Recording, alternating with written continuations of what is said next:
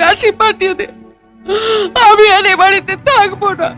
বউয়ের লাঠি যেটাকে, আমি আর এ বাড়িতে থাকবো না।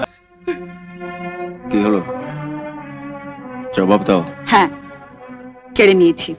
যাও, মায়ের পা ধরে ক্ষমা চাও। আমি কোনো অন্যায় করিনি, ক্ষমা আমি চাইতে পারবো না। কি পারবে না? এ তুমি কি বললে ঠাকুরপো? দে, খুব করে দে, দে না। ক্ষমা তোমাকে চাইতেই হবে, নইলে ঘাড় ধরে চাওবো। বললাম তো, উনি এই যে মা হয়ে যদি একটা অসুস্থ ছেলের মুখের সামনে থেকে হরলিক্সের শিশি কেড়ে নিতে পারেন, সেটা যদি অন্যায় না হয়ে থাকে, তাহলে আমিও ওনার মুখের সামনে থেকে আপেল কেড়ে নিয়ে কোনো অন্যায় করিনি।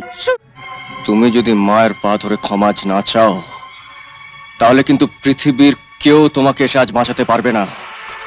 আমি ঘাড় ধরে তোমাকে এই বাড়ি থেকে বার করে দেবো। তুমি ক্ষমা চাইবে না,